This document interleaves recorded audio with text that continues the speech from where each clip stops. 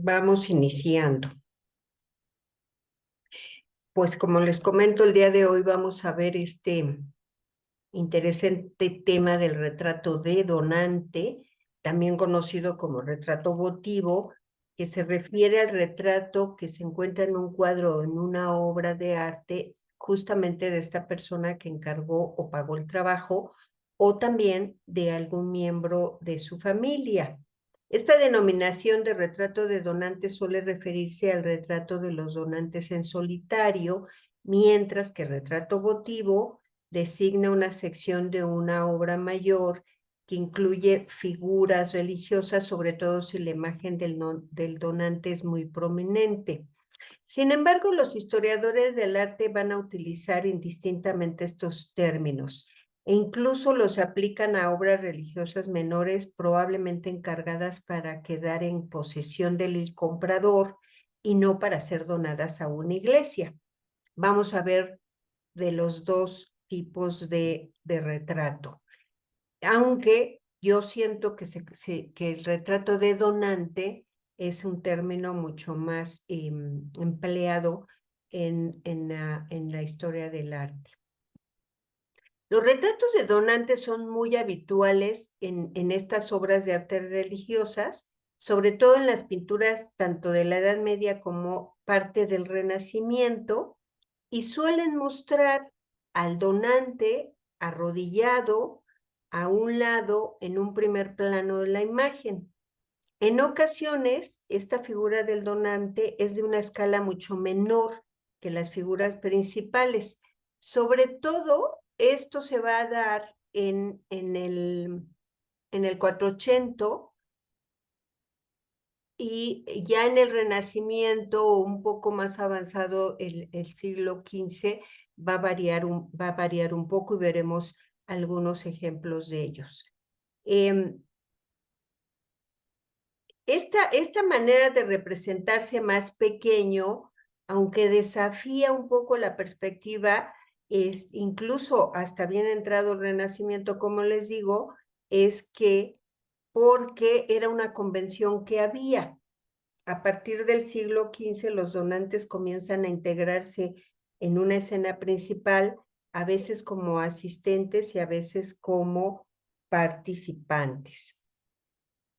El propósito de estos retratos de donante era el de conmemorar al donante y su familia, especialmente para solicitar oraciones por ellos tras su muerte.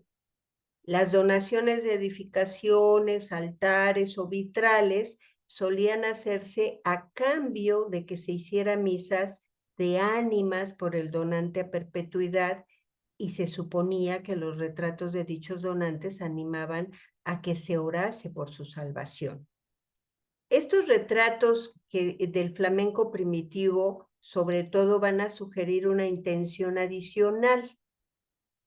Van a servir como modelo para el espectador que durante su meditación y su rezo, no para ser imitados como personas ideales, sino ese papel recae en los santos que aparecen en el cuadro, sino más bien se trata como de ser un espejo en el que se refleje el espectador en su condición de pecador, y en ese sentido conducirlo al conocimiento de sí mismo y de Dios.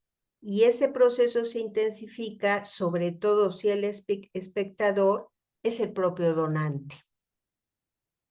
En Italia, entre los encargos que se hicieron de este tipo de obra, vamos a encontrar varios ejemplos, entre ellos un importante trabajo de Giotto di Bondoni que iniciando el siglo XIV. La Capilla de la Arena, que es esta que vemos aquí, o Capilla Scrovegni ahí en Padua, fue un encargo que se le hizo a Giotto, realizado por el rico banquero paduano Enrique Scrovegni, de ahí que se conozca como Capilla Scrovegni. Empezó estos trabajos iniciando el siglo XIV, hacia 1300. En esa época, Enrico Scrovegni adquiere el terreno sobre la que estuvo una arena romana, de ahí que también se conozca como Capilla de la Arena, y ahí construyó un lujoso palacio, así como esta capilla que vemos aquí en la imagen. El proyecto de esta capilla era doble. Por un lado, servir como el oratorio privado de la familia y por otro, como monumento funerario para él y su mujer. Scrovegni le encarga a Giotto que decore la capilla con ciclos que representen la vida de Jesús, así como la vida de la Virgen, que eran las formas más grandes de arte religioso en la época. La selección y la conografía de las escenas es ampliamente comparable a otros ciclos contemporáneos. La innovación de Giotto radica en la monumentalidad de sus formas, así como la claridad de sus composiciones. Giotto terminó probablemente estos trabajos hacia 1305 y la capilla se consagró ese año, el 25 de marzo, en la fiesta del Día de la Anunciación. Y hay un retrato del donante Enrique Scrovegni que aparece en esta escena del juicio final que se encuentra arriba de la puerta de entrada.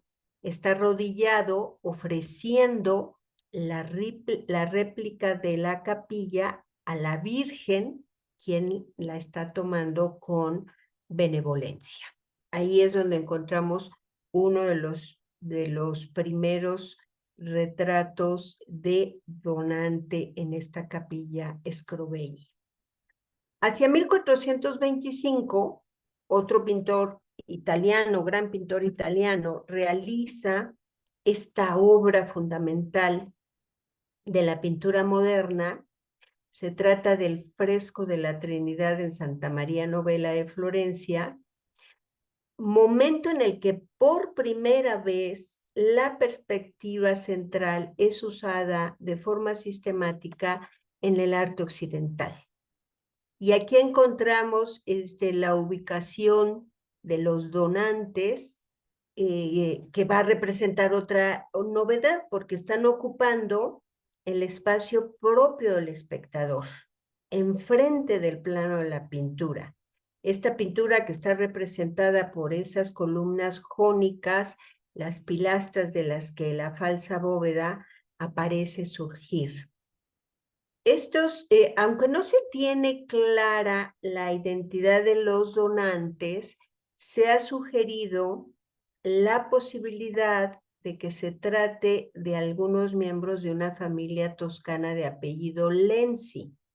Más recientemente se les ha referenciado con un personaje que se llamó Berto di Bartolomeo del Banderaio, que era el gonfaloniero, el más alto cargo cívico por entonces, y su esposa. Y la postura que tienen es esa tradicional, la que vamos a encontrar generalmente en este tipo de retrato, en una posición orante, pero en este caso son de tamaño natural las figuras y están representados con ese volumen y realismo que tanto se destaca en obras de Giotto. El gonfaloniero es un alférez o portaestandarte que en ciertas ciudades italianas, especialmente en Florencia, dio nombre durante la Edad Media y el Renacimiento a un cargo municipal. Es decir, este personaje con quien se ha relacionado el retrato de este donante, Berto di Bartolomeo del Banderaio, pues era un personaje público importante que se pudo dar esta deferencia de hacer encargar este gran fresco ahí en esta capilla de Santa María Novella en Florencia, y que, bueno, pues ha pasado a la historia por ser una de las grandes obras de arte de Masaccio, en donde incluye ya una perspectiva matemática y que va a ser un paso fundamental en la pintura del Quattrocento italiano. Ahora veamos esta imagen que se conoce como Sacra Conversación, que está considerada como una de las obras maestras de Piero della Francesca. Aunque no está fechada, se supone que fue terminada hacia 1474-75, fue encargada por el duque Federico de Montefeltro para decorar la iglesia de San Donato degli Osservanti de Urbino.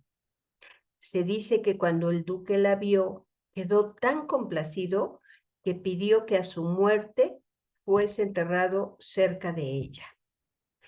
El espacio representa el ábside de una iglesia con una bóveda de cañón. Esto es lo que se conoce como bóveda de cañón, que tiene casetones. Estos cuadritos que vemos aquí en esta perspectiva interior son los casetones, y tiene un remate de una media cúpula. Me voy a acercar para que lo vean mejor porque es un trabajo también de perspectiva matemática maravillosa. Este es un remate de media cúpula que tiene una forma de concha, de la cual cuelga un huevo de avestruz. Esta es una arquitectura propia de los tiempos del clasicismo renacentista, el Quattrocento italiano, momento en el que están descubriendo, haciendo todos estudios matemáticos para una perspectiva perfecta. Y uno de los grandes artistas que se va a dedicar a estos estudios, sin duda, fue Piero della Francesca, que es quien pintó esta obra. La presencia de esta concha con el huevo, además de la pulsera de coral que lleva el Cristo Niño, bueno, no una pulsera, sino más bien esto que cuelga aquí en su cuello, representan la fertilidad y el nacimiento. La luz que baña las figuras y el entorno, como vemos, es cálida, diáfana, como si surgiera de la propia bóveda celeste, y es un elemento que dota a los personajes de una mayor dignidad y magnificencia. El tema de la Sacra Conversación es propio del siglo XV y se refiere a una composición en la cual diversos personajes sagrados conversan con algunos comitentes, generalmente el donante del cuadro y su familia. En la tabla vemos a la Virgen con Cristo Niño ocupando el lugar central.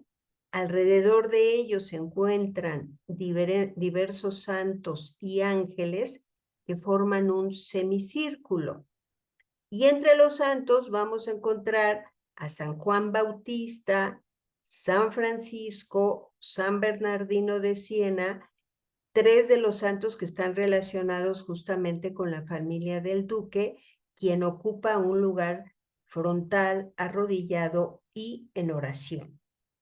Esta obra, después de que estuvo expuesta en Urbino por varios siglos, en 1811 fue trasladada a Milán, a la Pinacoteca de Brera por orden de Napoleón, y desde entonces es considerada una de las más grandes joyas de esta colección. De hecho, se le conoce como Pala de Brera. Es una magnífica y suprema creación de uno de los más grandes artistas del Renacimiento. Pero ¿quién era Federico da Montefeltro? Este personaje, este comitente, este donante que vemos en esta obra, pues fue el duque de Urbino, un gran comandante del ejército en el Renacimiento. También fue un señor importante, mecenas de grandes artistas. A él se debe, por ejemplo, la construcción del Palacio Ducal de Urbino.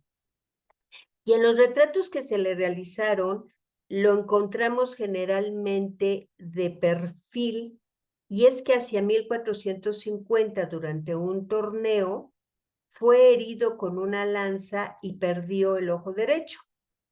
En esta época, una herida de esa naturaleza podría ser mortal, sin embargo, sobrevivió y nunca se desanimó. Cuenta la leyenda que él afirmaba: no importa, voy a ver mejor con un ojo que con 100. Esta situación lo llevó a tomar la decisión de cortar la parte superior de la nariz para que no obstaculizara la vista del ojo izquierdo. Y es por eso que también el perfil que vamos a encontrar en este y en otros retratos, vean cómo está recortada la nariz para que pudiera tener una mejor visión periférica con el único ojo que le quedaba. Este incidente no detuvo su carrera, que le llevó a ser duque de Urbino. Fue reconocido como una de las personalidades más importantes del Renacimiento italiano, y su amor por el arte implicó que incluso hoy en día Urbino sea una ciudad de belleza gracias a su mecenazgo. Este pequeño altar plegable lo vamos a encontrar en la National Gallery de Londres, en donde se observa a Ricardo II, que fue rey de Inglaterra de 1377 a 1399.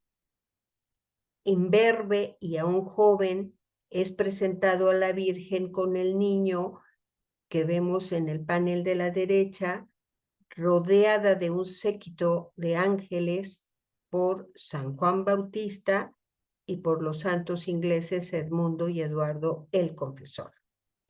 Se conoce la identidad del rey arrodillado debido a que los ángeles que rodean a la Virgen lucen la insignia de Ricardo II. Me acerco. Esta era la insignia de Ricardo II, un ciervo blanco, que vemos aquí, que también aparece en las puertas del díptico. Al tiempo que Ricardo se arrodilla, el niño Jesús se inclina hacia él, bendiciéndolo, y también hacia el gallardete que sostiene un ángel, este gallardete que vemos aquí, significativamente colocado entre ellos, dando la impresión de que Ricardo acaba de ofrendarlo. Y este banderín que está sosteniendo el ángel es el símbolo del reinado de Ricardo y del reino de Inglaterra. Y lleva la cruz de San Jorge en la parte alta, lleva la cruz de San Jorge, que es el emblema de dicho reino.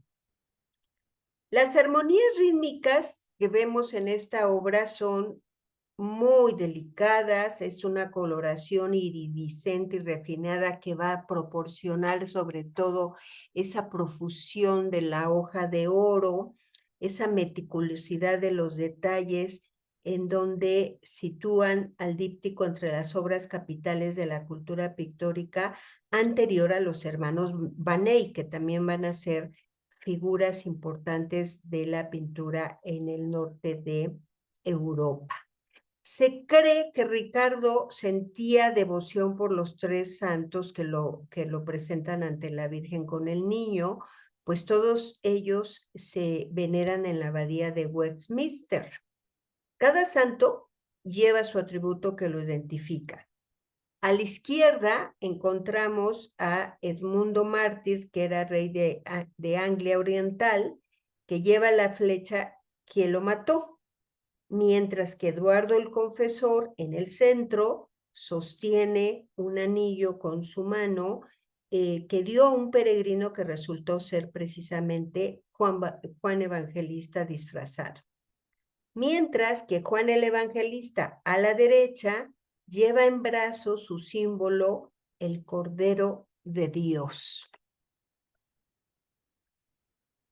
Este es un díptico que está más o menos, aquí lo vemos completo, son unas pinturas sobre tabla que tienen su marco también de madera. Este díptico se cierra y también las puertas tienen alguna imagen. Esto es lo que se conoce como un díptico devocional. Eran estas obras de pequeño formato que mandaban a hacer algunos comitentes para ponerlas en el lugar en donde hacían su oración. Y era un poco lo que les comentaba al principio. Era una manera como de inspirarse al momento de hacer la oración, porque se veían a sí mismos orando frente generalmente a la imagen de la Virgen con Jesús niño. Uno de los lugares en donde se va a proliferar este tipo de obra con retrato de donante va a ser en Flandes, lo que ahora es Bélgica.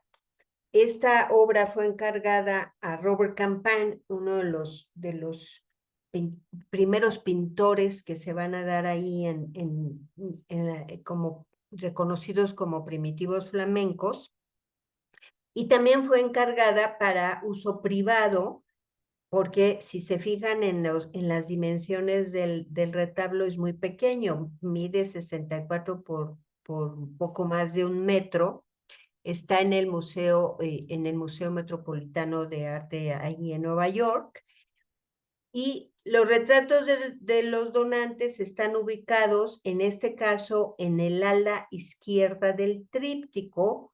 Se les puede identificar como unos burgueses de la cercana Malinas que están documentados en Tournai en 1427 por ese blasón en un vitral en la ventana del panel central, este que vemos en esta parte de acá en el fondo.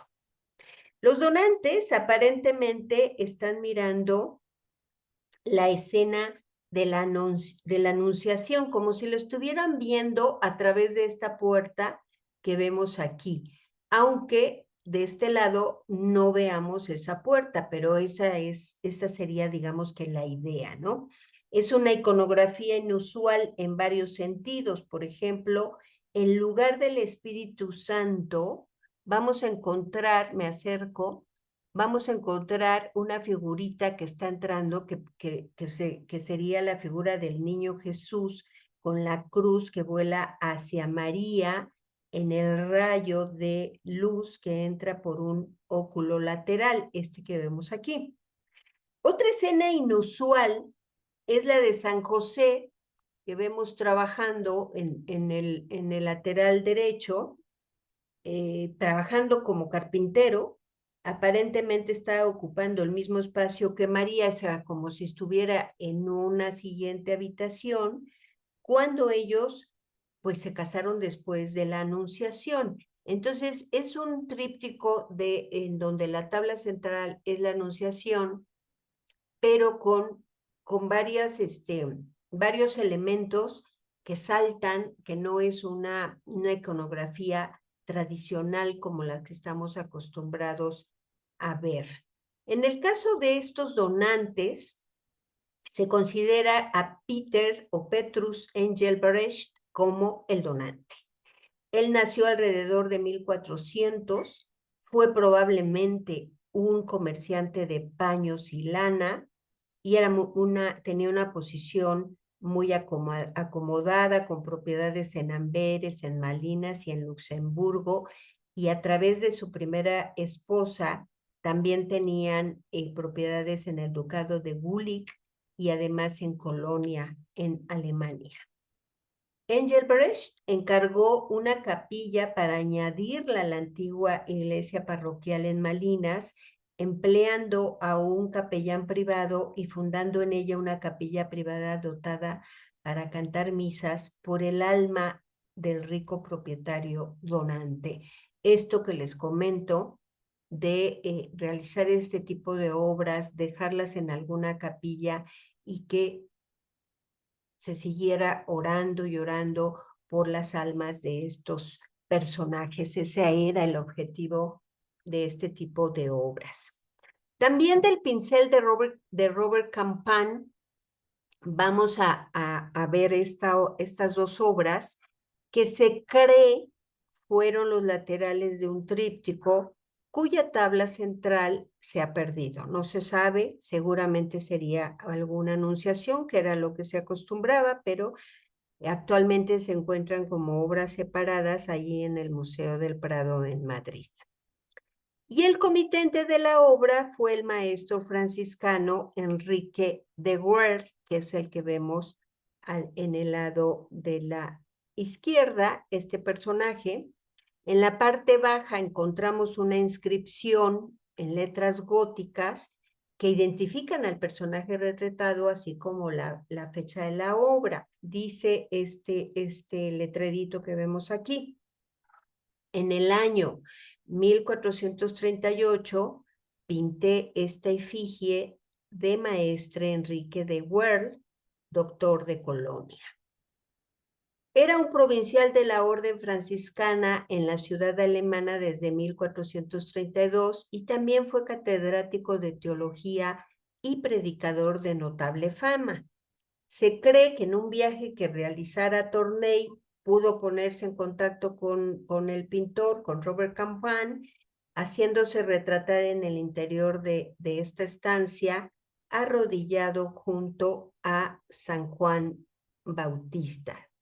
Las obras de los primitivos flamencos están llenas de detalles, como podemos ver aquí. Ellos no habían conquistado todavía la perspectiva matemática, sino más bien lo hacían de manera intuitiva, pero de una manera prodigiosa, porque si nos acercamos, vean la cantidad de detalles que nos muestran una perspectiva muy bien lograda, con una virgen que se encuentra en el fondo de este pequeño saloncito, en grisalla. Grisalla son estos trabajos en tonalidades de grises, de ahí que tenga el término grisalla, que está en la pared del fondo, simulando una escultura perfecta, inclusive podemos ver hasta la sombra y una puerta que está atrás de esta madera. Otra particularidad del que vamos a encontrar en los pintores primitivos flamencos y en general la pintura del norte de Europa es este artilugio del espejo, en donde aquí podemos ver la espalda de San Juan el Bautista, parte de la ventana, pero también algunos otros monjes que están entrando y que están siendo testigos de este momento en el que este personaje, Enrique de Guert, está en oración, hincado, orando alguna imagen que se encontraba en algún momento en el otro panel. Y también cabe señalar la atención en todos los detalles que los primitivos flamencos ponían en sus obras, como ese atento cuidado de los pliegues, de las telas, magnífico. Aquí hay el atributo de San Juan Bautista, que es el cordero que prefigura a Jesús crucificado. Y podemos encontrar otras cosas fantásticas, por ejemplo, en este santo, que es el que se encuentra ahí arrodillado como donante, con el detalle del rostro. A diferencia de lo que sucedía en Italia, que se buscaba una idealización de todos los personajes integrantes de una obra, en el caso del norte de Europa, los primitivos flamencos van a tener como más cuidado de hacer un retrato realista. Y esto es lo que estamos viendo en esta imagen, en donde no duda el autor de la obra de colocar todas esas líneas de expresión en este hombre retratado, y de una manera magnífica que lo hace. Hay que recordar que los primitivos flamencos vienen de una tradición de la pintura de miniatura, del libro miniado, de estos libros que se hacían en época medieval, en donde eran sumamente detallistas, con una gran atención tanto a lo cromático como a todos estos detalles que podemos ver aquí. Y luego ya empezaron a pintar pintura de caballete de pequeño formato, y los grandes detalles, todos estos los llevan hacia este tipo de formato.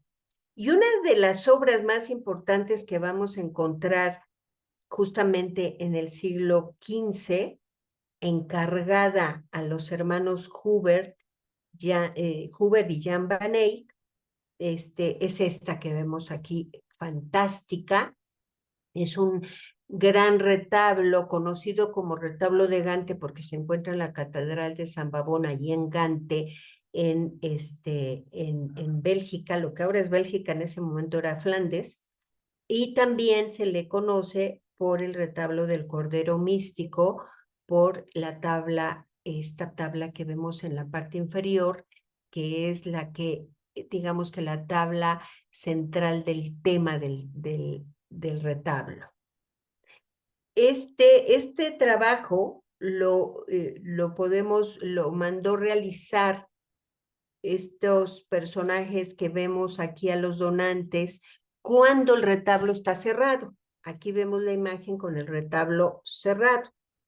Y los donantes los encontramos en la parte inferior, que son Jos Bid y su esposa Elizabeth Borluth, ubicados aquí en la parte inferior, cromáticamente representados.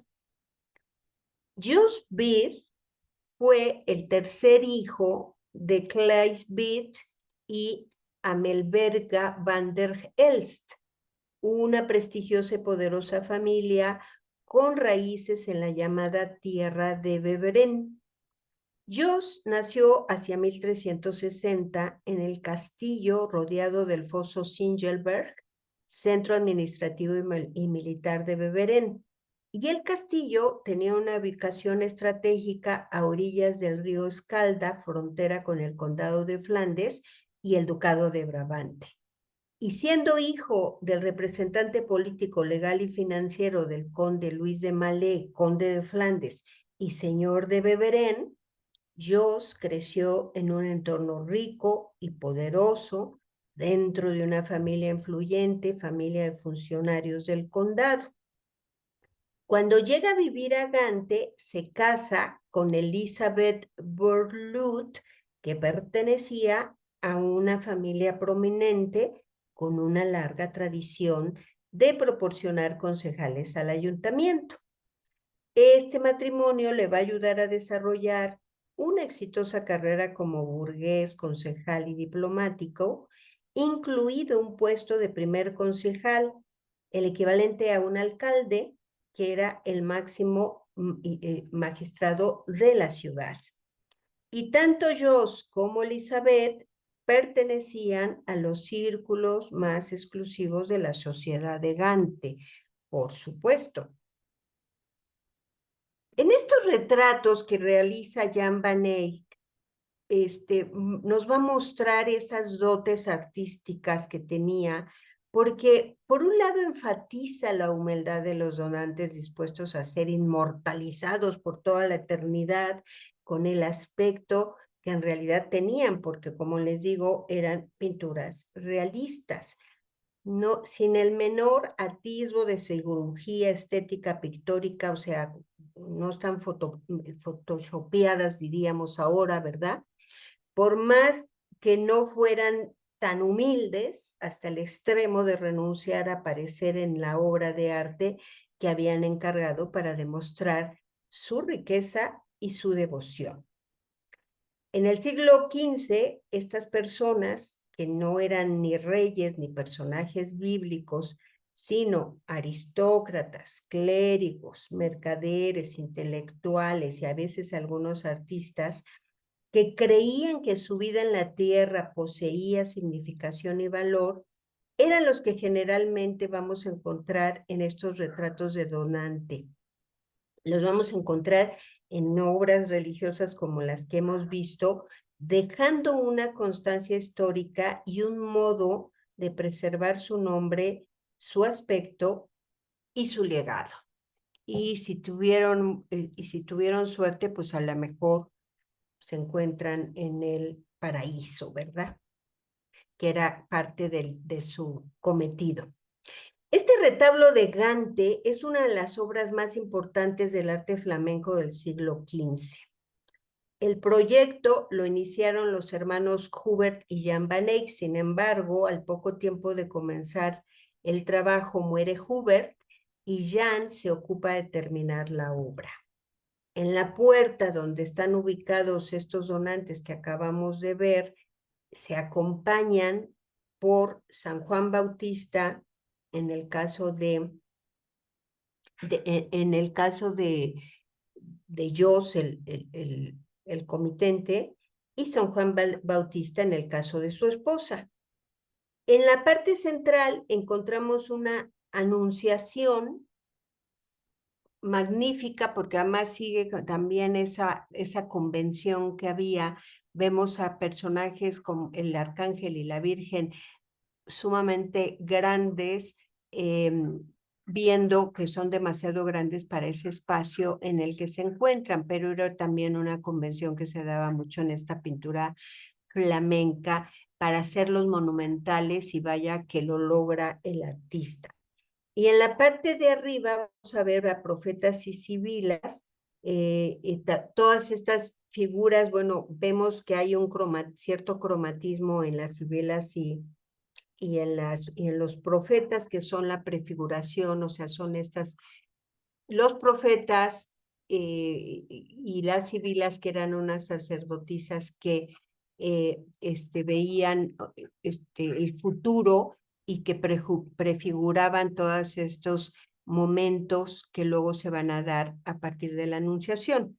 Entonces, todas las figuras, con excepción de los donantes, están hechas con grisalla para representarlas como si de esculturas se tratara. Y el interior del retablo, que es magnífico, está dividido en varias escenas. En la parte superior central vemos sentado a Dios Padre, ofreciendo la bendición, y a su derecha la Virgen María leyendo las Sagradas Escrituras, a su izquierda San Juan Bautista, a los lados de estos ángeles, músicos y cantores, y finalmente en los extremos vemos a Adán y Eva representando el pecado original. En la parte central inferior corresponde al tema del retablo, que es el Cordero que está siendo sacrificado y que es la personificación de Jesús. Y contingentes de santos, santas, mártires, apóstoles, padres de la iglesia, jueces justos, etcétera, llegan a ese momento. Esta imagen tiene su origen en el Evangelio de San Juan, que dice: He aquí el Cordero de Dios que quita el pecado del mundo. A partir de ese texto se crea toda esta parte inferior del retablo. Van Eyck, con su técnica, obliga a quien observa el retablo a verlo todo en conjunto. Es una asombrosa oleada de color, de forma, de figuras, así como todos los encantadores detalles minúsculos que sobresalen de él. O sea, nos llevaría toda la clase tan solo ver cada detalle que hay en esta obra, y que todo se relaciona entre sí. Muestra en la parte de arriba el pecado original y la redención en la parte central inferior.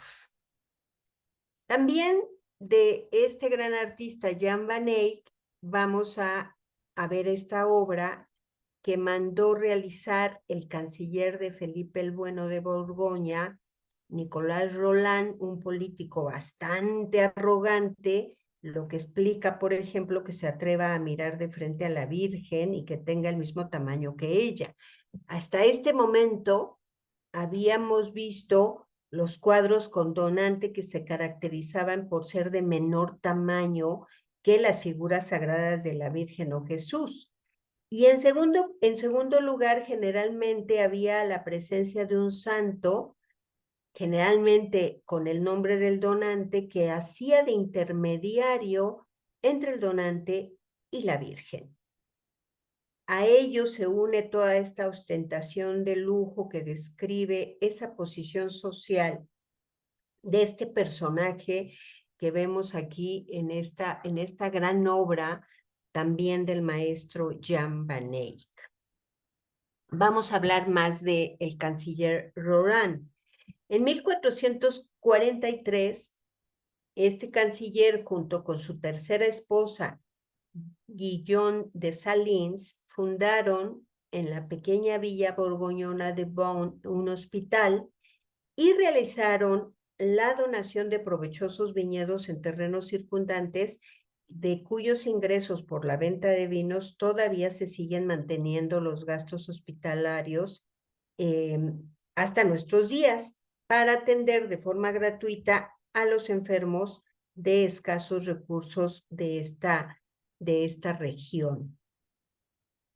Este hospital, que es uno de los edificios góticos del siglo XV más bellos de Europa, sorprende al visitante que traspasa su modesta puerta con un deslumbrante patio, esto que vemos aquí maravilloso, este recorrido por soportales y galerías, un pronunciado tejado en el que aparecen suspendidas las buhardillas y hastiales, aunque lo más llamativo quizás sea ese ornato polícromo de sus tejas barnizadas, que configura un entramado de formas, como formas romboidales, con 4 colores, y con una profusión de pináculos en los vértices, que es con lo que podemos dar cuenta que estamos ante un monumento de estilo gótico.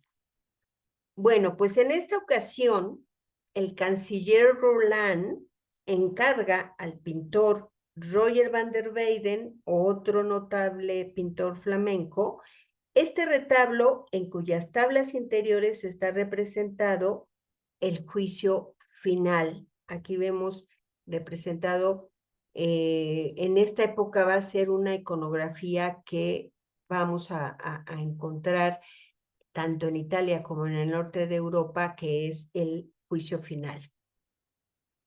Cuando el retablo se cierra, entonces encontramos a los donantes nuevamente en los laterales, también pintados de manera cromática, en posición orante, ante sus santos, que son San Antonio Abad en el caso de la esposa, y San Sebastián en el caso de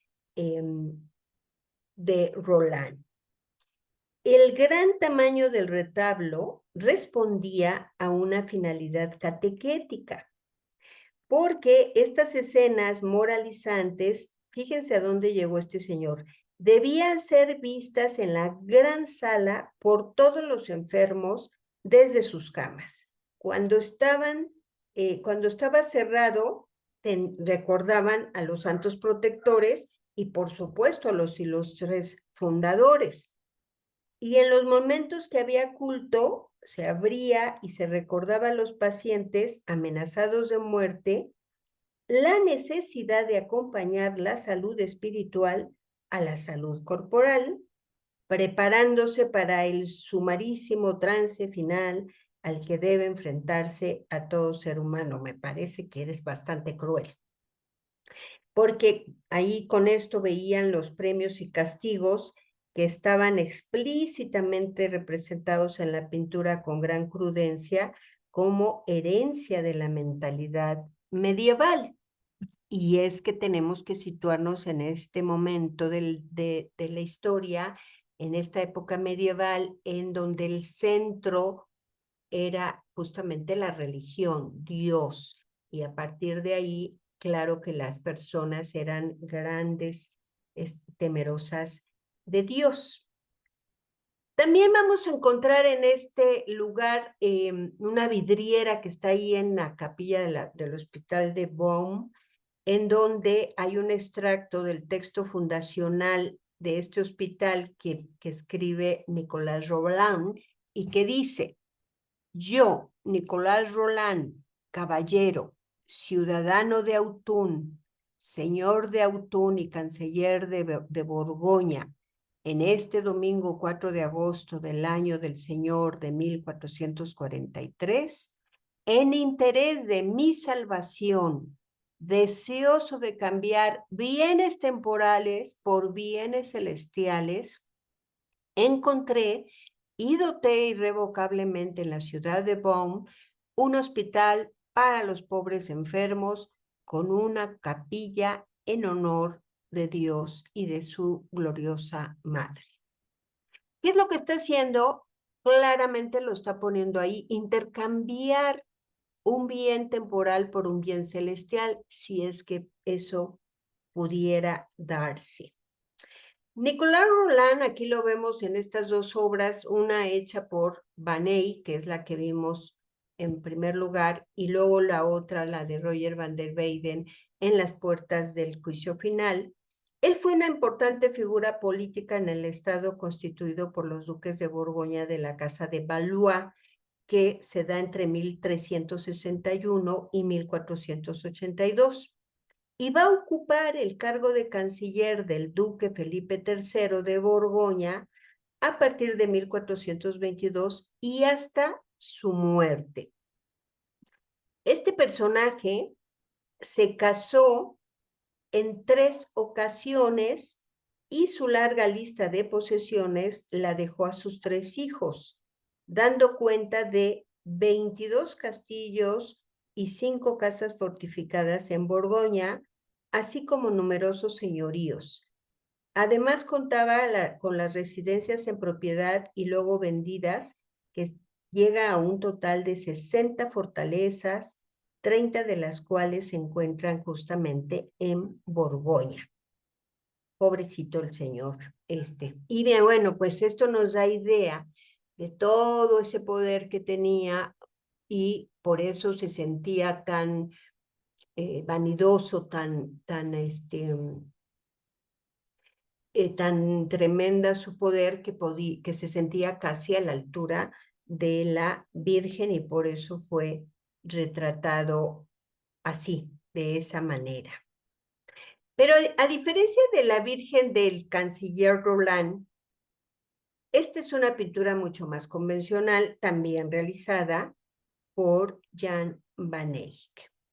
Aquí el comitente o donante aparece, si no de menor tamaño, al menos no se dirige directamente a la Virgen sin intermediarios, sino que aparece presentado por un santo que lleva su nombre, que es San Jorge. El canónigo envejecido vistiendo de blanco, lo vemos que está arrodillado a la izquierda del trono de María. Ha abierto un libro de oraciones y lleva un instrumento óptico, signo de riqueza y de erudición en sus manos. Y al otro lado de la Virgen está el arzobispo Donaciano de Reims, patrón del capítulo y de la ciudad de Brujas. Tanto Donaciano como Jorge están actuando como intermediarios entre el canónigo van der Pijlen y la Virgen. Debido a esto, la pintura es frecuentemente descrita como una sacra conversación, porque está, además del comitente, estos santos y la Virgen con Cristo Niño, que es una iconografía que se conoce así como sacra conversación. Entre ellos, y como centro del cuadro, vemos a la Virgen con el niño entronizada. La Virgen lleva un manto rojo, tiene al niño en su regazo y cada detalle de la obra tiene un sentido simbólico y es adecuado en un esquema teológico general. Por ejemplo, la rueda con las velas encendidas, me acerco para verlo mejor. Esta rueda con velas encendidas que lleva San Donaciano se refiere a un milagro de su juventud, pues le salvó de perecer ahogado, la rueda. En su otra mano lleva una cruz, realizada por Jan van Eyck de una manera preciosista, que transmite un mensaje de Cristo está entre nosotros. Es una prefiguración de Cristo niño, la cruz que vemos aquí. En el trono de María están tallados pasajes del Antiguo Testamento que también están prefigurando la crucifixión y la resurrección de Cristo. Vemos a Adán y Eva y vemos también algunas figuras que son del Antiguo Testamento. María está con algunas flores, Jesús con un ave que está acariciando y viendo directamente al canónigo Van der Paele. Es interesante y por eso quise acercar esta imagen de San Jorge para que demos cuenta de estos pintores primitivos flamencos que eran bárbaros, sobre todo Jan van Eyck para mí es una figura especialmente y asombrosamente talentosa. Noten aquí cómo se refleja la imagen de la Virgen con el niño en el casco de San Jorge, de una manera maravillosa. Es esto que les digo, en estos artilugios de espejos o de algunos materiales en donde se reflejan figuras y que aprovechan estos pintores del norte de Europa. También cabe destacar la ambientación de este lugar con estas columnas adosadas en donde vemos en los capiteles una a manera de bajo relieve realizados con grisalla magníficos, o sea, es un trabajo finísimo, de gran atención, de gran cuidado, de mucho mimo que tienen estos artistas primitivos flamencos. Si seguimos, si seguimos bajando, vemos la armadura de San Jorge, en donde, claro, es una armadura metálica, en donde nuevamente vemos reflejada la figura de la Virgen. Magnífica obra de este artista Van Eyck. Pero ¿quién era Joris van der Paele? Este canónigo que va a establecer una donación para la Catedral de San Donaciano, que era el santo de brujas, de ahí que en la imagen esté San Donaciano. Y de las fuentes también se infiere que la obra estaba destinada a colocarse en los alrededores del sepulcro del donante. Es decir, esta pintura tenía esa cierta función funeraria. Era una memoria permanente a la fundación que estableció este personaje y pretendía exhortar a hablar en la memoria de los muertos. Y es semejante pintura cerca de un sepulcro hasta finales del siglo XVIII, la gente pudiente se enterraba en la iglesia en esa época y entonces se evoca un epitafio. La Virgen del canónigo Van der Paele tiene entonces esta clara función memorial.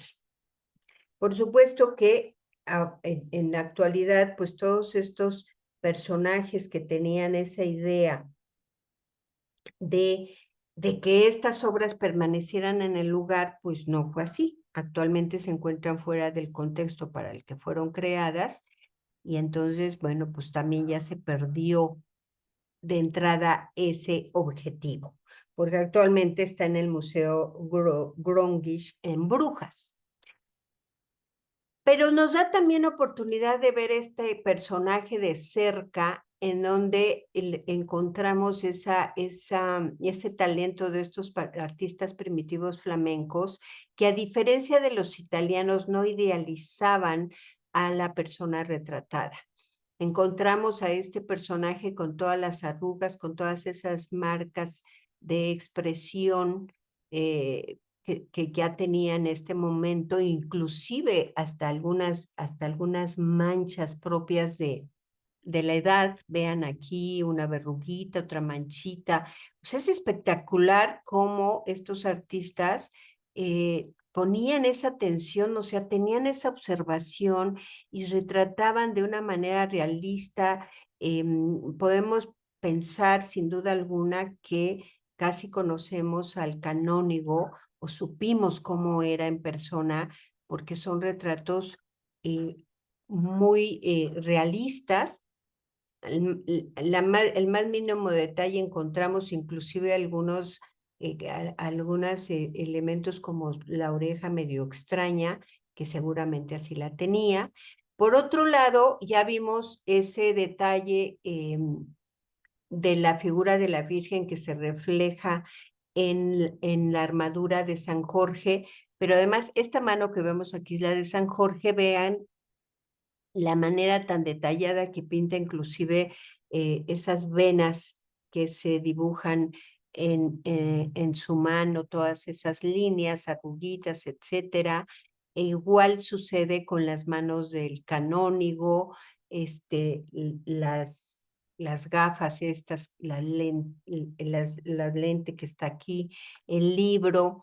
En esta época era común que los libros, sobre todo libros que eran muy valiosos, le ponían una piel en la parte de abajo para que el libro se protegiera y para que no lo llenaran de grasa que tienen las manos, y entonces eran protegidos por estas pieles que eran parte prácticamente del propio libro.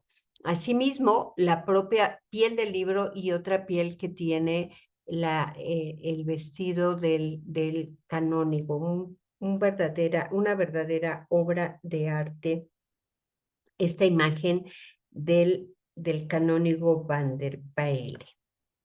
Bueno, estas figuras van a ser sobresalientes en este tipo de retrato de donante, que son Tommaso y María Portinari. Ellos fueron miembros de la numerosa comunidad de mercaderes italianos en Brujas, ciudad en la que Tommaso dirigió la sucursal del Banco Medici entre 1465 y 1478. Esta pareja contrajo matrimonio en 1470 y fueron artistas que fue una pareja que mostró admiración por dos pintores flamencos a quienes le encargaron varios retratos, entre ellos que se lo encargan a Hans Memling después de su enlace matrimonial, otro que también le van a encargar a él con motivo del enlace matrimonial, y un tercero que le van a encargar a otro pintor también flamenco, Hugo van der Goes, que es un tríptico de gran formato.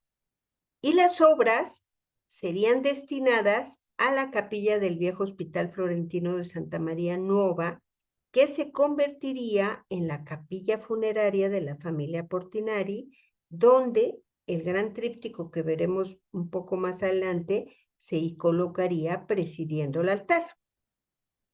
Este díptico que vemos aquí serían las laterales para un tríptico devocional, en el que el centro estaría muy probablemente la imagen de la Virgen y el niño.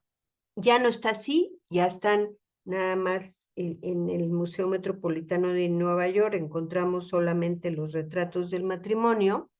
Esta es una reconstrucción en donde, bueno, especulativa del tríptico original, pero esta era la idea de un tríptico devocional para llevarlo a una casa, en donde van a ser donde se van a dar esas,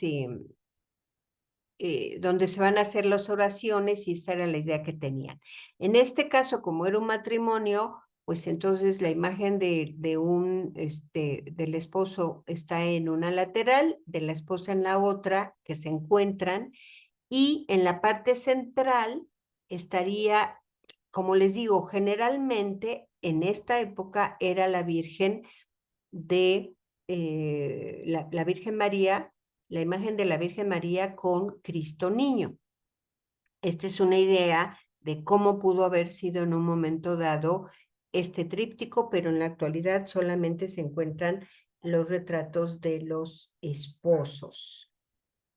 Bueno, pues junto a esos retratos, este matrimonio Portinari le encarga a Hans Memling esta tabla que también fue llevada a Florencia y donada al Hospital de Santa María Nuova.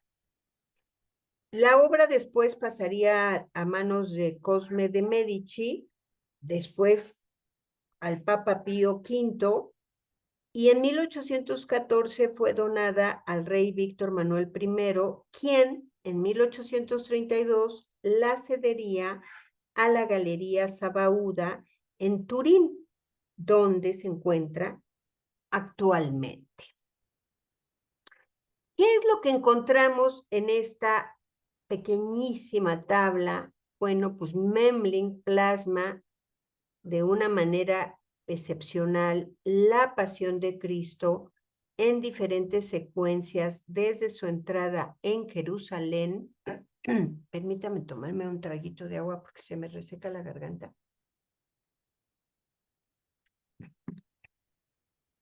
Miren, me voy a acercar y vamos a ver algunas de las imágenes de las escenas que está representando Memling en esta pequeña tabla. Aquí está la entrada a Jerusalén y vamos a ver en el otro extremo la crucifixión de Cristo. Y entre esas dos imágenes vamos a encontrar detalles, por ejemplo, en esta parte de aquí de la expulsión de los mercaderes en el templo.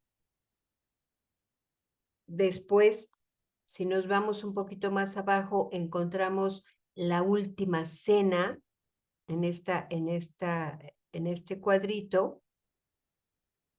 Luego, esta imagen de aquí no he podido dar con qué es lo que está representando, no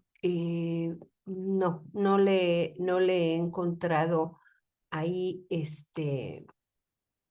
la iconografía. En esta parte de abajo está la oración en el huerto y enseguida el beso de Judas y el prendimiento de Jesús.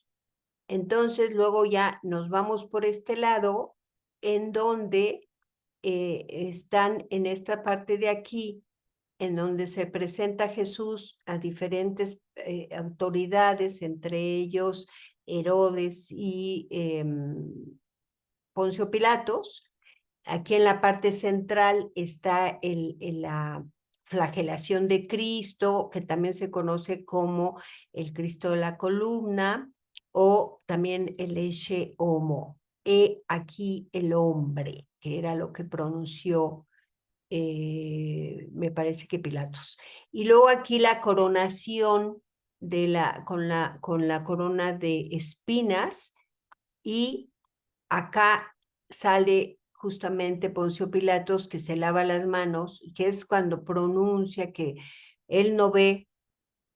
Aquí es donde dice, aquí el hombre que se le eche homo porque ya tiene la corona de espinas, etcétera.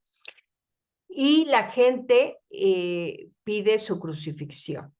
Entonces, aquí ya están preparando la cruz y salen por acá, en donde viene toda esta comitiva, estos mismos señores que lo han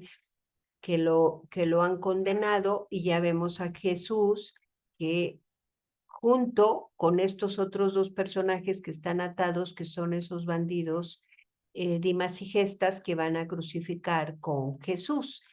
Y en la parte superior de la pequeña tabla está la representación de la crucifixión y luego de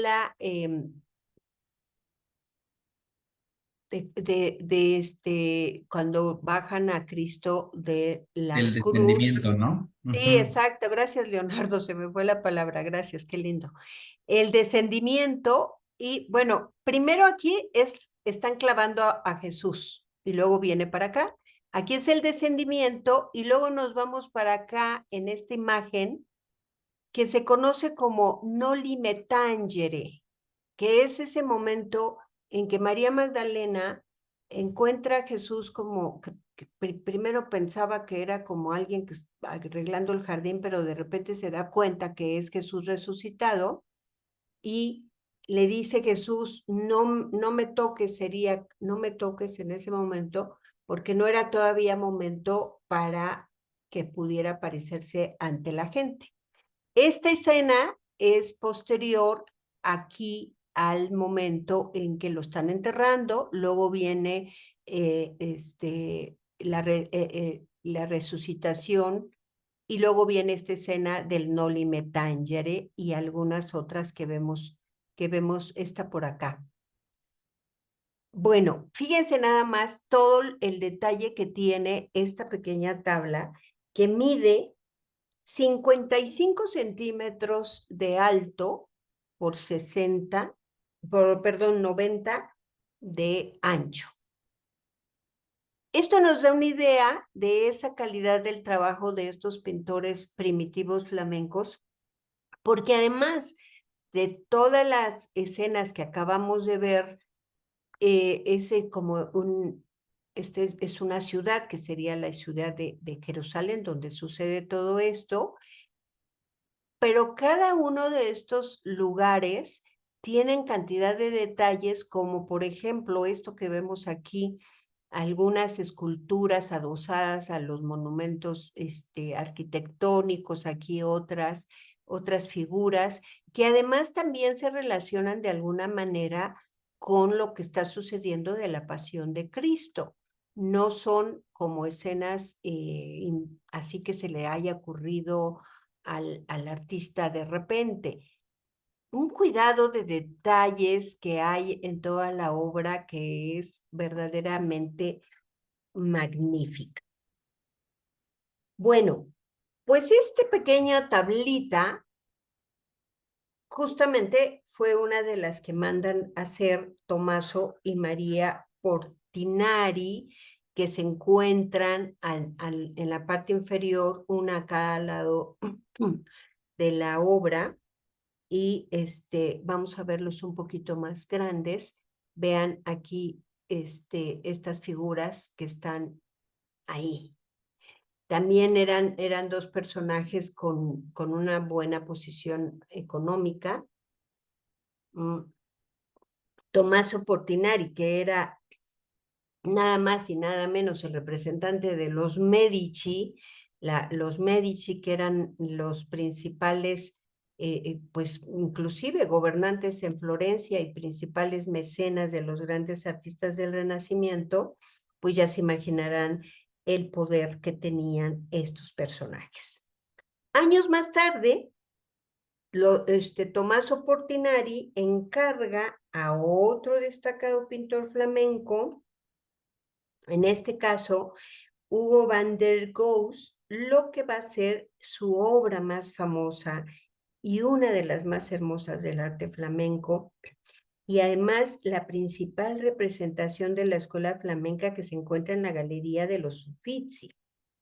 Bueno, imaginen que cuando llegó esta obra a la ciudad toscana y a Florencia, ejerció una enorme influencia entre los pintores italianos y tremenda, por varias razones. Por ese cuidado de los detalles, es a partir de estas obras que llegan a Italia que los italianos empiezan a fijarse y empieza ese intercambio, más o menos ya finalizando el siglo XV, ese intercambio que se va a dar entre la pintura flamenca, la pintura del norte de Europa, con la pintura italiana.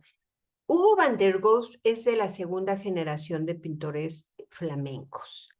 Y posteriormente ya vendrán otros artistas que ya se van a emparejar un poco con lo que se estaba dando en Italia.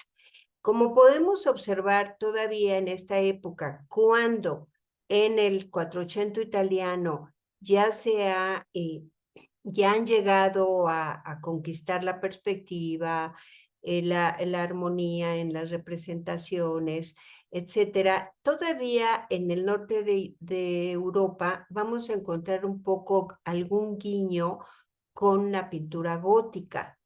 ¿Y cómo lo vemos aquí en esta imagen? Viendo el retablo central sobre todo. Fíjense cómo las figuras tanto de San José como la Virgen y como los pastores siguen ya un tratamiento bastante realista de los personajes, ¿no? Todos los que veremos aquí. Sin embargo, el niño Jesús es como si fuera un muñequito de rosca, o sea, es pequeñísimo proporcionalmente con el tamaño de la Virgen. Y por otro lado, es una natividad o una adoración de los pastores. Algunos dicen adoración de los reyes. No, no son reyes estos que vemos aquí, porque tienen alas. Serían adoración de ángeles. Pero ángeles con unas vestimentas de diferente índole, algunos ángeles con vestimentas casi blancas, otras azules, otras muy cromáticas, alas de todos los colores. Y también, ay, perdón, se me fue la imagen, disculpen. Y también ángeles hasta oscuros, vean aquí grises y unos azules más profundos. Acá verdes, etcétera. O sea, es una adoración de pastores sui generis, única prácticamente en lo que veremos en esta época de este tipo de iconografía. Otro detalle también que llamó mucho la atención en los italianos es esa manera de incluir algunos elementos que pudiéramos ver como naturaleza muerta, estas dos floreros que vemos en primer plano, que están hechos con tal cuidado, con tal mimo, que pudiera ser hasta una obra, una sola obra de una naturaleza. O sea, ese era el cuidado que tenían estos flamencos. Vamos a encontrar en los laterales a los comitentes. En el caso en el ala izquierda del retablo está representado justamente Tommaso Portinari con sus hijos Antonio y Pigello, y además los santos Antonio y Tomás. Y el paisaje de fondo que vemos en este panel, vean aquí, representa el viaje a Belén, o sea, es esa iconografía de los peregrinos que se conocen, ¿no? María que está embarazada a punto de parir, José, y que están buscando dónde poder quedarse, y bueno, pues es toda esa letanía de los peregrinos, y entonces es lo que se representa ahí en esa parte. Y en el ala de la derecha vamos a ver a María Portinari con su hija, y detrás de ella se colocan a sus santas protectoras. Una elegantísima María Magdalena, identificada por ese tarro de ungüentos, la que vemos a nuestra derecha, y la otra es Santa Margarita de Antioquía, que era patrona de los buenos partos y de la parroquia de la familia Portinari en Brujas, y cuyos atributos son una pequeña cruz, un libro y la cabeza de un dragón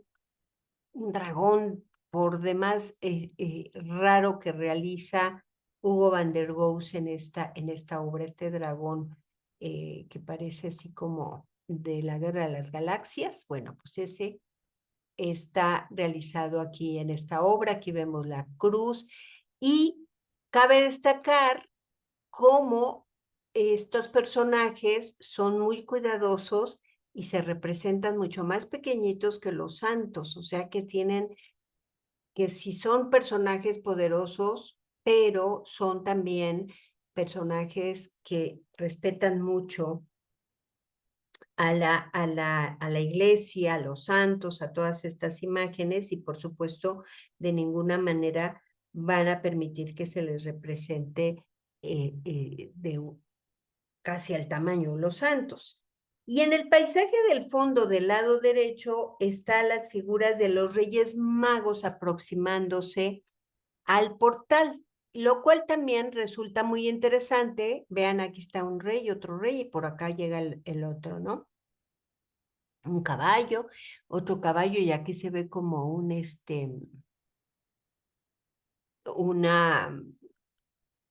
un camello que viene con el tercer personaje. Entonces es una obra bastante sui generis porque no solamente es adoración de los pastores, sino también adoración de ángeles y casi también adoración de los reyes que vienen llegando ahí donde están el niño Jesús. Y haciendo un recuento de todas estas imágenes que vimos,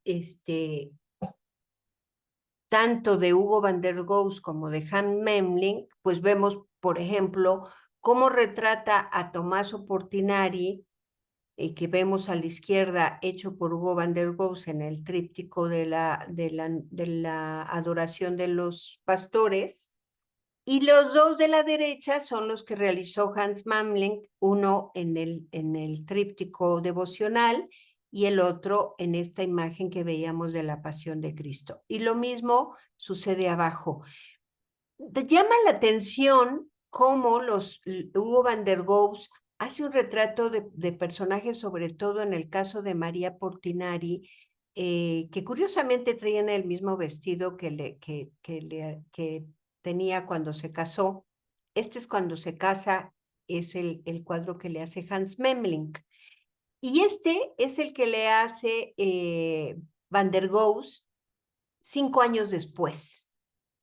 Y llama la atención lo de la delgadez de su rostro, inclusive da la sensación como si estuviera enferma. No se sabe, no se conoce mucho de esa historia, pero llama la atención. Por otro lado, vean que tiene el mismo collar que portaba el día que se casó, la misma parte de la piel en la parte alta, aunque el vestido es diferente. Y aquí, en esta obra, que también se hace el año en que se casa, hecha por Hans Memling, pues bastante parecida al retrato. Claro, seguramente en el original pues está mucho mejor la imagen, pero no encontré una imagen así que nos pudiera dar una idea más clara de estos personajes también muy importantes de ese momento. Hans Memling también realizó esta obra, este tríptico de las bodas místicas de Santa Catalina. Se encuentra justamente en un museo que lleva su nombre, Museo Memling, que está ahí en Brujas. Y también habíamos visto que era habitual que los donantes fueran eclesiásticos. Vimos alguno que pintó Robert Campán. Por ejemplo, fundadores de hospitales, fundadores de casas de asistencia. Es el caso de este retablo que le encargan a Hans Memling para el Hospital de San Juan en Brujas. Actualmente, pues ya no está en el Hospital de Brujas, pero era para estar en ese lugar. El tríptico estaba dedicado a dos santos, San Juan Bautista y San Juan Evangelista, que eran los santos protectores del hospital y cuyas vidas vemos representadas en las alas laterales del tríptico. Y en la tabla central vamos a encontrar a Santa Catalina de Alejandría, cuya vida se sitúa en el siglo IV, recibiendo el título de Virgen y Mártir. Los hechos más conocidos y representados de esta santa fueron los recogidos y difundidos por la Leyenda Dorada, este libro que escribió en el siglo XIII Santiago de la Vorágine. En la Edad Media se le representó como figura aislada. De hecho, por ejemplo, hay mucha obra con la rueda dentada, que es esta rueda que vemos aquí abajo, que es el atributo más frecuente porque es ese elemento con el que, de su martirio, formando parte de un ciclo alusivo a su biografía. Y también desde el siglo XIV se le va a representar, como vemos en esta imagen, desposándose místicamente con el niño Jesús. Es una iconografía también muy de esta época, los desposorios de la Santa X o Santa Y, ¿no? Que es un poco como esa simbología de una vida entregada a Cristo. Y entonces en ese sentido tiene que leerse este tipo de imagen. Eso es lo que vemos aquí.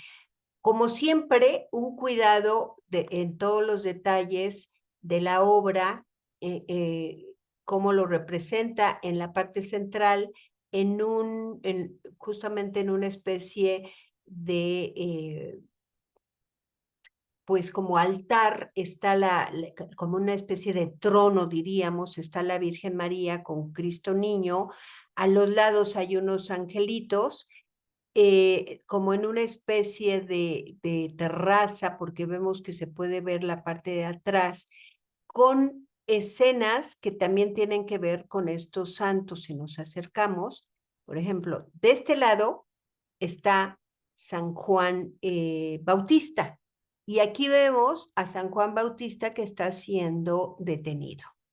Y de este lado está San Juan Evangelista, y también aquí hay alguna alusión al San Juan Evangelista que también tiene que ver con lo que veremos en las tablas laterales. ¿Qué vemos en la tabla lateral? Del lado de San Juan Bautista vemos el momento en que es decapitado a petición de Salomé. Y esa primera escena de Salomé pidiendo la cabeza del Bautista la encontramos aquí en esta parte de esta especie de castillo en donde vemos a Salomé que está pidiendo la cabeza como regalo, o sea, como que, ¿qué se te ofrece? Pues sí, regálenme la cabeza de Bautista, o sea, es una locura. Y aquí vemos una apertura de gloria, ¿no? En donde alcanzamos a ver a Dios Padre. Y en esta parte inferior, pues al Bautista decapitado y siendo entregado en una bandeja a Salomé. Y del otro lado encontramos a San Juan Evangelista en la isla de Patmos, en donde tiene esa visión del Apocalipsis. Recordemos que es este santo que va a escribir este libro, el último libro del Nuevo Testamento, que es el Apocalipsis, en donde se le aparecen 7 jinetes y toda una serie de cosas. Bueno, pues este es lo que se está representando en el lateral de la derecha. Y en las puertas de este retablo vamos a encontrar a los comitentes. En el caso los comitentes van a ser tanto los fundadores como las fundadoras de este Hospital de San Juan. En el lado de la izquierda está Jacob de Koenig y Anthony Segers, con sus respectivos santos, que son Santiago y San Antonio. Y a la derecha, las fundadoras Agnes Cassebrod y Clara Van Hulsen, con las santas que llevan su nombre, Santa Inés, que es de Agnes, y Santa Clara. Entonces, nuevamente encontramos ese respeto hacia hacia la iconografía cristiana, en donde observamos esta convención de plantear a los comitentes o a los donantes en una posición mucho más pequeña que los propios santos. Y las santas, pues con sus atributos, cada una de ellas, Santa Clara con esta especie de copón, y Santa Agnes o Santa Inés, que es con un cordero, prefiguración de Cristo. En otra obra también realizada por Memling, es esta que se conoce como Tríptico Morel, que hizo hacia 1484, que está en el Museo Groninch en Brujas. Es una obra que realizó a petición de un prominente político, mercader y banquero de Brujas que se llamaba Willem Morel, y su esposa Bárbara van Blandenberg. Ellos fueron los que encargaron el tríptico a Memling. Y esta obra se ideó a modo de epitafio para la capilla funeraria familiar de la iglesia de San Jaime en Brujas, que sufragaron en parte donde el matrimonio pretendía ser enterrado en una tumba ante el altar.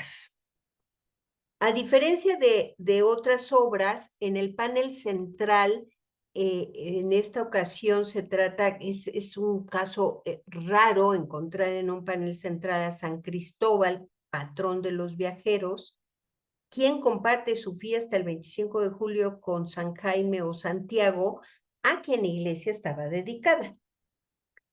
Lo vemos cruzando un arroyo con el niño Jesús en sus hombros y presentando esos atributos tradicionales, incluyendo ese largo báculo florido, símbolo de la presencia milagrosa de Cristo, y además se le creía protector contra la muerte repentina.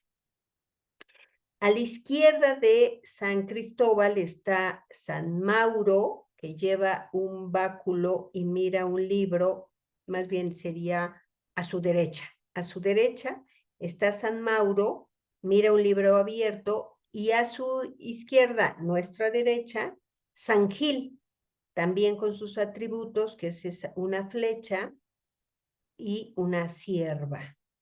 Ambos vestidos con esos hábitos negros y ambos cada uno con su libro. Pero es una imagen bellísima, es un San Cristóbal muy delicado, muy estético, muy alargado, siguiendo todavía esas formas góticas que eran así como alargadas, aunque ya estamos en un momento mucho más realista en el norte de Europa. Lo que vamos a encontrar en el ala interior izquierda, vamos a ver a Willem Monrell, el donante, arrodillado, con sus manos unidas en oración, ante un atril y un libro de oración justamente abierto. Su cabello corto, como con ese corte tazón, luce un abrigo sobre todo rojo, sobre un jubón negro muy a la moda de la década de 1480. Y detrás de él, 5 hijos varones, también arrodillados. De los hijos se sabe que 2 murieron en la infancia. Willem era el mayor, mientras Juan y Jorge se cree fueron los que encargaron los paneles exteriores después de la muerte de sus padres. Morel es presentado por su santo patrón, Guillermo de Maleval, que se encuentra con ellos vestido con ese abrigo negro forrado de piel sobre la ropa de ejército. Coloca su mano sobre el hombro de Willem mientras lo guía y presenta a San Cristóbal, que está y que ya vimos en la tabla central. Y del lado derecho está Bárbara Morel, la esposa de Willem, con 11 de sus 13 hijas, todas también arrodilladas, y ella hacía en oración también ante un atril con un libro abierto. Bárbara lleva un genin. Genin es este sombrerito muy de la época, lo vimos también con María Portinari, así se conocía este tipo de tocado femenino, genin. Es un genin blanco, un vestido negro de seda damascada con orla, puños y cuellos blancos, un cinturón ancho con una hebilla dorada, y es presentada por Santa Bárbara santa patrona de la mujer del donante, que es mostrada con la maqueta de una torre donde, según la leyenda, fue encerrada y que es uno de sus atributos. Y con una vestimenta también muy ricamente decorada. Ahora bien, no todas las hijas fueron pintadas por Memling.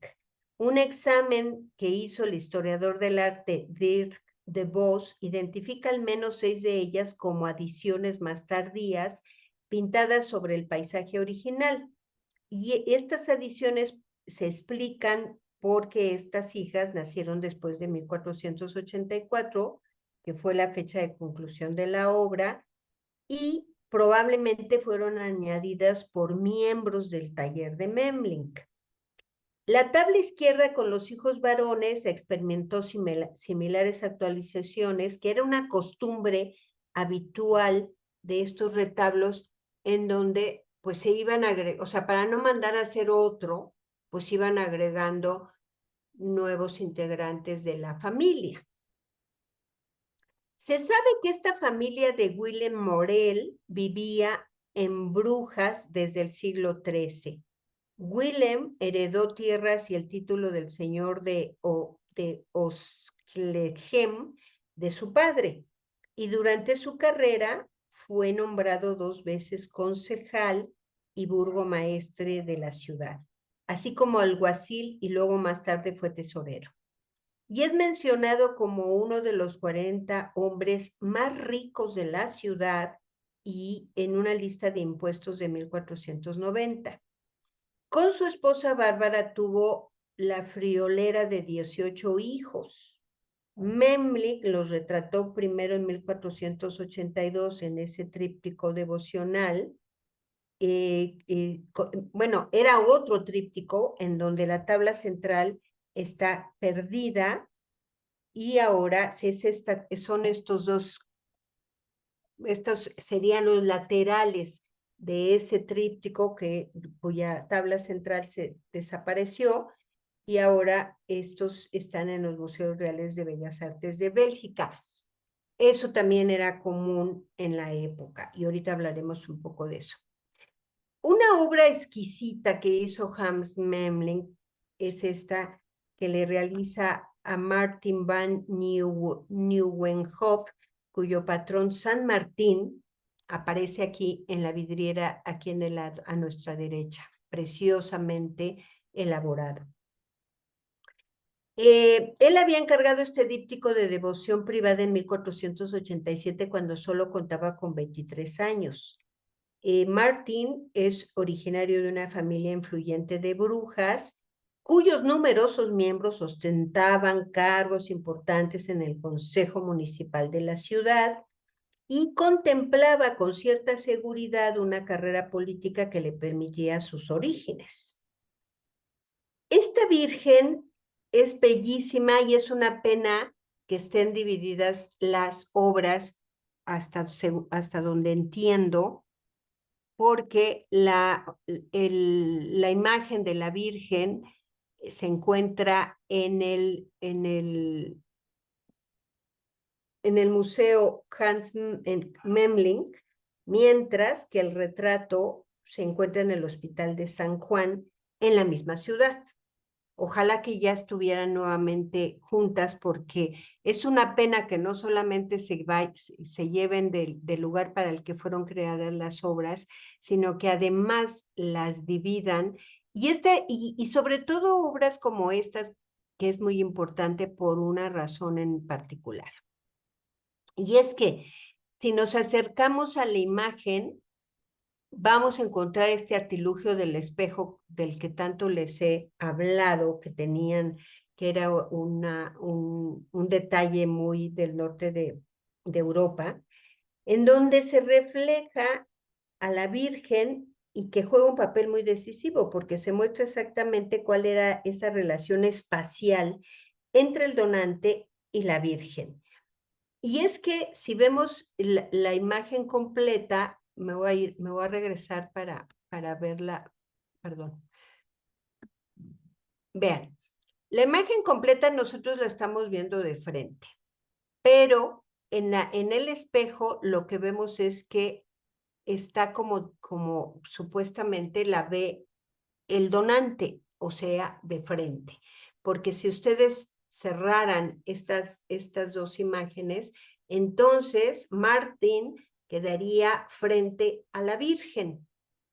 Juega con estas cosas el artista y entonces es interesante como que no, sería interesante que no las separaran, porque entonces se pierde en mucho esa idea que tuvo originalmente el artista. Por otro lado, el trabajo realizado, sobre todo en todos estos detalles de la Virgen, es bellísimo, el vestido, cómo lo confecciona, el rostro de la Virgen es verdaderamente bello, además del artilugio del espejo, todos estos detalles de los vitrales que están colocados en las ventanas, es un retrato por demás magnífico.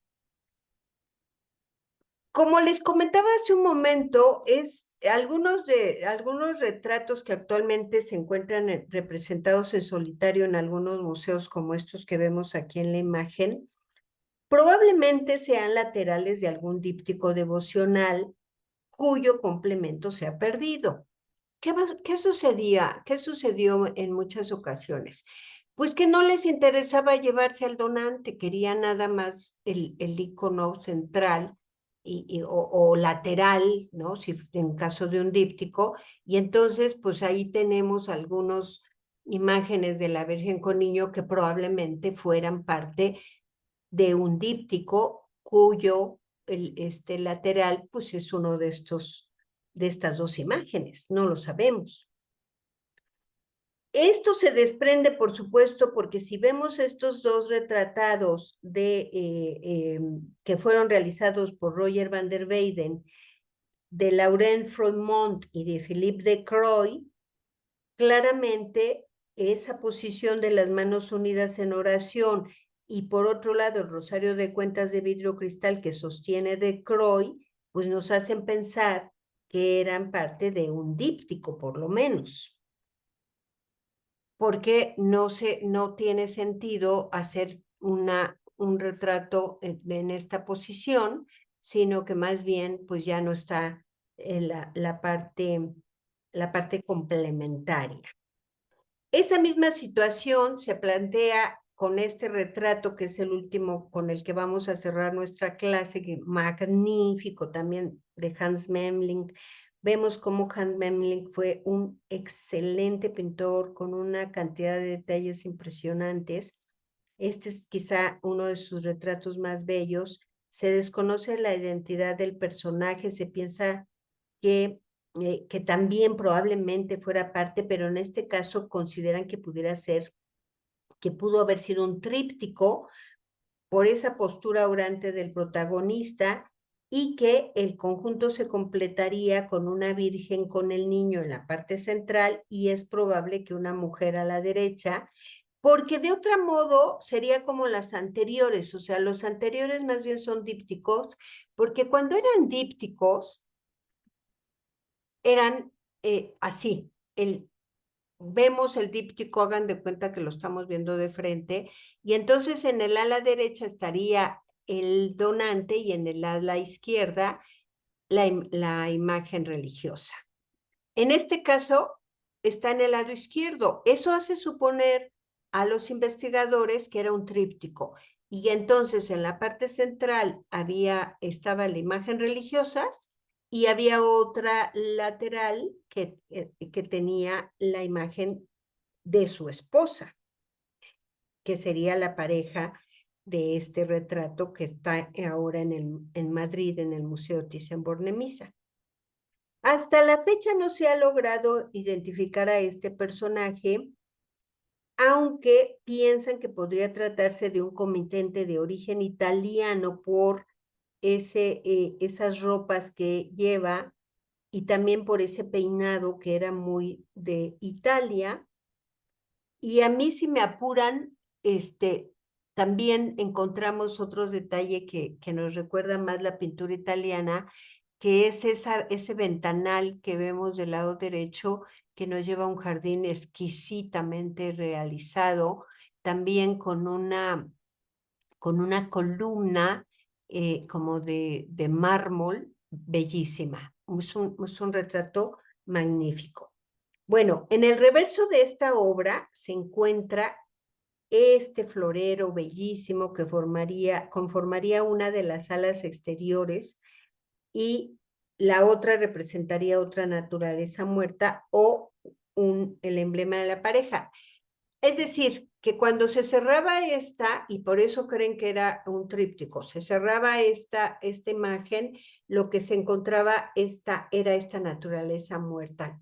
Belleza de pintura, uno de los primeros bodegones aislados que se conocen de la época, y a pesar de que tenga esos símbolos que aluden a la Virgen, como los lirios, y a Cristo en este monograma del jarrón, en esta parte de aquí, lo cual nos lleva a pensar nuevamente que había una imagen religiosa de la Virgen con el niño.